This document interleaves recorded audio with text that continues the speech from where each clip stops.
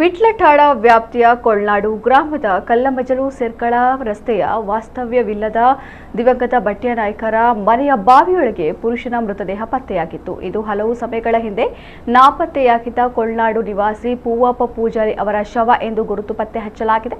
ಸ್ಥಳೀಯರಿಗೆ ದುರ್ವಾಸನೆ ಬಂದ ಕಾರಣ ಹುಡುಕಾಡಿದಾಗ ವಾಸ್ತವ್ಯವಿಲ್ಲದ ಪಾಳು ಬಿದ್ದ ಮನೆಯಂಗಳದ ಬಾವಿಯಲ್ಲಿ ಶವ ಕಂಡು ಬಂದಿತ್ತು. ತಕ್ಷಣವೇ ಸ್ಥಳೀಯರು ವಿಟ್ಲ ಠಾಣೆಗೆ ಮಾಹಿತಿ ನೀಡಿದ್ದಾರೆ. ಪೊಲೀಸರು ಆಗಮಿಸಿ ಪರಿಶೀಲನೆ ನಡೆಸಿದರು. ಮುರಳೀಧರ ವಿಟ್ಲ ನೇತೃತ್ವದ ಫ್ರೆಂಡ್ಸ್ ವಿಟ್ಲ ತಂಡದವರು ಸ್ಥಳಕ್ಕಾಗಮಿಸಿ 57 ಅಡಿ ಆಳದ ಬಾವಿಯೊಳಗೆ ಇದ್ದ ಶವವನ್ನ ಮೇಲಕ್ಕೆತ್ತಿದ್ದಾರೆ.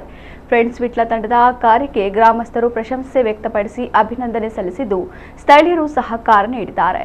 ಪೂವಪ್ಪ ಪೂಜಾರಿ ಆತ್ಮಹತ್ಯೆ ಬಗ್ಗೆ ಪತ್ನಿ ಸುಶೀಲಾ ಎಂಬುವರು ನೀಡಿದ ದೂರಿನಂತೆ ವಿಟ್ಲ ಠಾಣೆಯಲ್ಲಿ ಪ್ರಕರಣ ದಾಖಲಾಗಿದೆ.